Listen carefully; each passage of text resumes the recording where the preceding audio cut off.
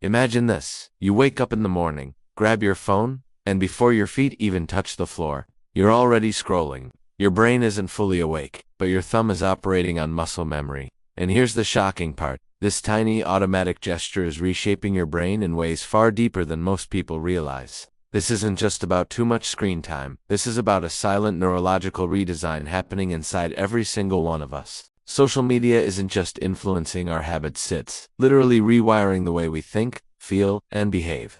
Let's start with the reward system. When you open an app and see a like, a message, a comment, your brain releases dopamine, the chemical responsible for pleasure and motivation. Dopamine isn't bad. It's what helps you chase goals, fall in love, enjoy food, but social media turns dopamine into a slot machine. Every scroll is a hit of uncertainty. Did I get something good this time? That unpredictability is exactly what makes gambling addictive. Apps use the same psychological blueprint. So when you find yourself checking your phone, even when you don't need to, it's not weakness. Your brain is doing what it was trained to crave. Social media reshaped how your reward system operates, making constant stimulation feel necessary. Now think about your attention span. When was the last time you watched a 10-minute video without skipping ahead, or read an article without zoning out, or sat in a line at a store without grabbing your phone just to scroll for 20 seconds? Social media has conditioned your brain for speed, short bursts, quick hits, non-stop novelty. Scroll, swipe, next, next, next. Your brain adapts to whatever environment it's exposed to the most. If you feed it fast, shallow content, it becomes excellent at processing fast, shallow content, but it also becomes terrible at sustained focus.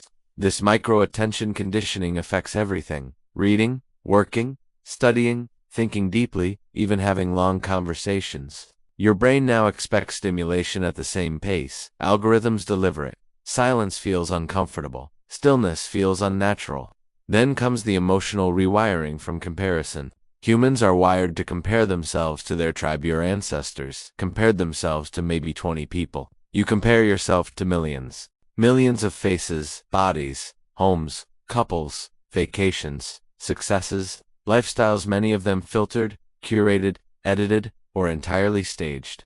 Your brain can't tell the difference between real life and a digital highlight reel. And so you start measuring your happiness, your worth, your achievements against someone else's perfected moments.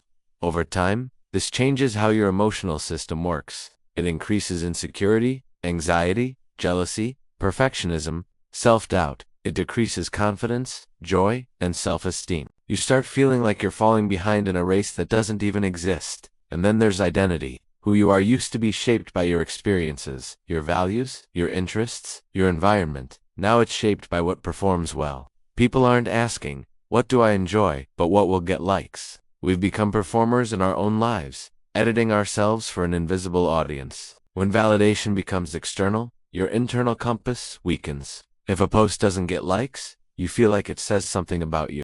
If content does well, you feel pressured to repeat the version of yourself that got approval. Over time, your brain rewires how it develops identity itself. You become more of what the algorithm rewards, instead of who you truly are.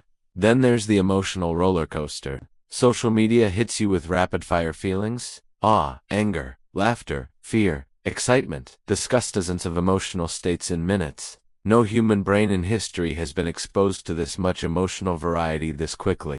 Your nervous system becomes addicted not just to dopamine, but to emotional intensity. When you put your phone down, life feels flat, conversations feel slow, hobbies feel boring. You're not bored, you're in withdrawal. Social media has conditioned your brain to expect fireworks 24/7. Real life can't compete.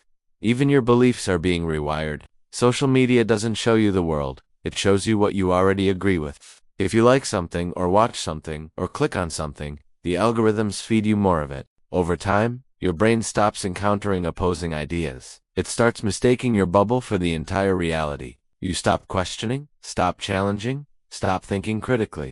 The more the algorithm narrows your worldview, the more you confuse familiarity with truth. And when everyone online seems to agree with you, it becomes harder to accept disagreement in real life. Your memory also takes a hit, because you're constantly taking in rapid, low-depth content. Your brain doesn't transfer much of it to long-term memory. It treats most of what you see as noise, not meaningful information. That's why so many people feel forgetful, scattered, unable to retain what they read or watch. Social media trains your brain to skim, not absorb. It fills your mind while simultaneously weakening the brain's ability to store and retrieve information. And then loneliness. The cruel paradox. We've never been more connected, yet more people feel isolated than ever before. You can message, like, comment, follow, and still feel emotionally empty. That's because digital interactions don't release the same bonding chemicals as real human presence. Your brain doesn't get the oxytocin it gets from eye contact, tone of voice, physical touch, genuine connection. So even while surrounded by a digital crowd, your brain still feels alone. Chronic loneliness creates stress, anxiety, and emotional exhaustion. It's not because you're antisocial, it's because your brain is starving for real connection while being fed endless artificial substitutes. But here's the twist. Social media isn't the villain. It's a tool, a powerful one. You can use it to learn, grow, create, build, connect, earn income, gain opportunities, share your voice. The problem isn't social media itself. The problem is unconscious use. Right now, the apps are shaping us instead of us shaping how we use them. We scroll without thinking. We consume without direction. We react without awareness. The moment you become conscious of the rewiring, you regain control. You can start by creating friction-move social apps off your home screen. Turn off notifications that steal your attention. Set windows of intentional use instead of letting your thumb decide for you. Replace morning scrolling with 10 minutes of quiet before your brain gets hijacked. Follow content that fuels you instead of drains you. Practice small dopamine fasts, 1 hour a day or 1 day a week without apps, just to let your brain reset. Build real-world relationships. Your brain needs them more than likes. And one of the biggest shifts? Consume less, create more. Creation builds lasting dopamine and strengthens your identity. Consumption burns dopamine and weakens it. Here's the truth. Social media is shaping the future of human brains. Every scroll, every notification, every like is a tiny electrical impulse training. You training what you pay attention to, what you believe, what you desire, what you fear, what you value, who you become. But awareness is power. Once you understand the game, you don't have to be controlled by it. You can choose how your mind gets wired. You can choose what kind of brain you build. You can choose what kind of life grows from that brain. Because your mind is the most valuable real estate you will ever own. And if you don't take control of it, someone else will. The algorithm is powerful, but you are more powerful if you decide to be. The question isn't whether social media will rewire your brain. It already has. The real question is whether you will rewiring it back, intentionally, into something stronger, clearer, calmer, and deeply, genuinely yours.